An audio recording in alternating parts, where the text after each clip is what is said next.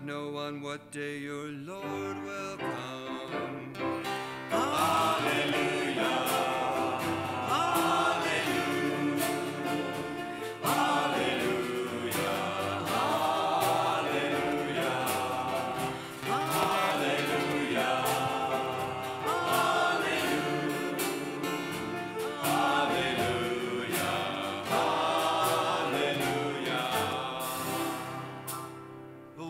With you. And with your spirit. A reading from the Holy Gospel according to Luke. Praise you. Do not be afraid any longer, little flock, for your Father is pleased to give you the kingdom.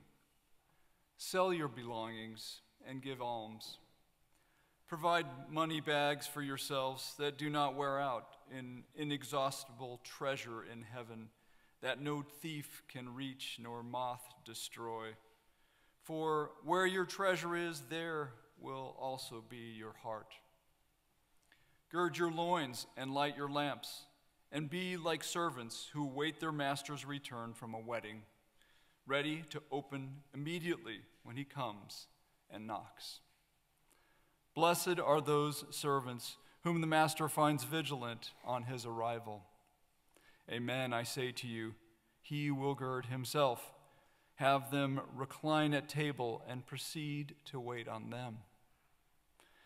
And should he come in the second or third watch and find them prepared in this way, blessed are those servants.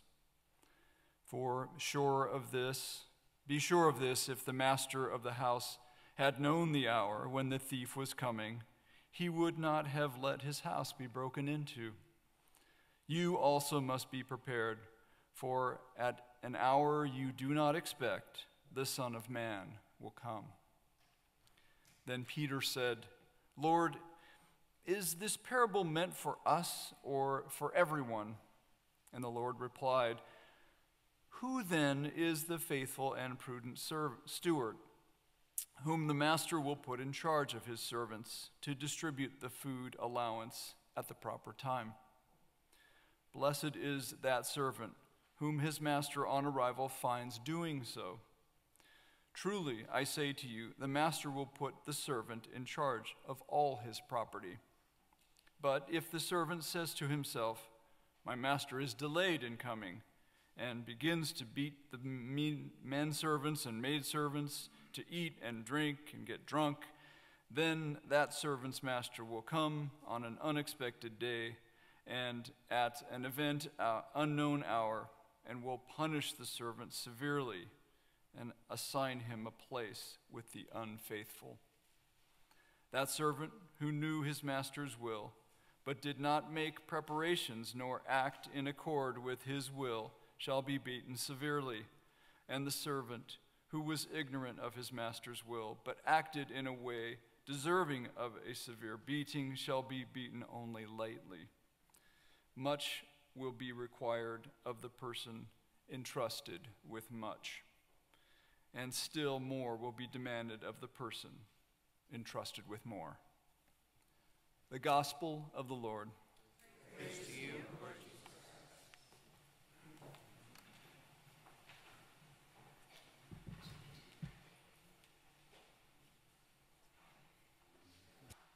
When John 23rd was proposing initiating the process of Vatican II, he proposed a way of discernment which is known as to see, to judge, and to act. Now, I am tempted to say, like, John 23rd might have learned this way of discernment from today's three Gospels, or the three parables. What are those three parables? The first one is master and his servant. The second one is the house owner and the thief. And the third one is a wedding banquet. In the first parable, a servant has to see the way of his master when he is coming so that he can open the gate for him. The second one, a person has to guard, to judge or to ponder that when the thief is going to come so that he can protect his house. And the third one is a wedding banquet when they are going to enter, to act, to celebrate in all those things. So let's explore each action, each discernment, to know the biblical meaning, what is behind this to see, to judge, and to act. Now, to see, in other words, can be to observe. This is a process in which a person enters not to see others, but to himself. And then in this process, a person tries to understand what are the possibilities he can offer towards the kingdom of God. And there are ample instruction given by Jesus in the gospel. Let's take the parable of the talents. The two servants, they were praised, they were given honors because they saw the possibilities and they put into practice and multiply the talents. Whereas the third servant was punished for his laziness. So seeing, in other words, is to reminding ourselves that we need to see the possibilities to work towards the kingdom of God. And now we move to the second step, to enter into the kingdom of God. And what is the second step? To judge. Now, to judge here does not mean to condemn. Like in our secular world, we call it to judge means to condemn. No. Biblically speaking, judgment means is to be prudent. Now, throughout all his life, Jesus has been given these instructions that you have to be prudent. You have to put your mind into the service. And again, he gives the parable of the 10 virgins. Look at the first 5 virgins who were prudent. They carried oil with them. They took the pain. Throughout wherever wherever they were going, they were carrying oil. They were prudent. They judged the situation that they are going to need something on the way. On the other hand, the 5 virgins who were not wise, what happened? They were not able to carry oil and they did not enter into the kingdom. The third, we move to the third step, and that is to act, or putting whatever you have seen, whatever you've been judged, or you have been prudently working on that, now you have to bring into action. And what is that action? Action speaks louder than words. Here we use words, but if we go out and we don't put everything into action, it's a question mark, what we have done here. So putting into action, it means like we are expressing our faith. Now, what are the 3 ways or the 3 process which John 23rd has proposed us? First one, to see. Second, and the third.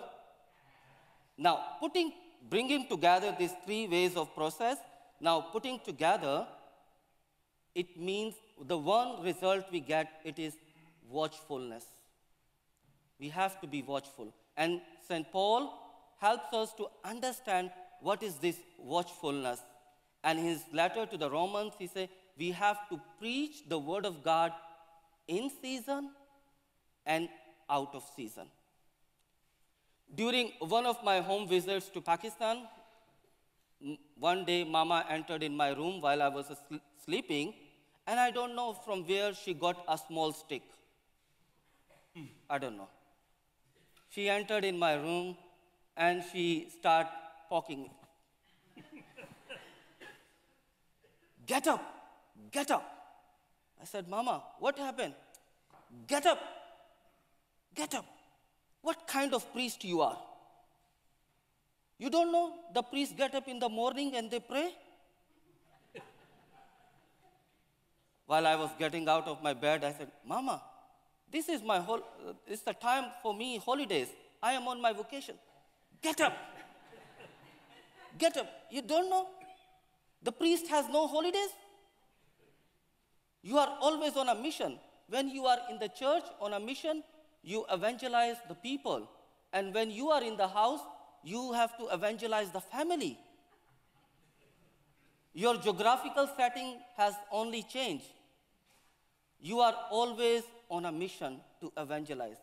And when I was getting up, I said in my heart, wow, Mama taught me a wonderful lesson.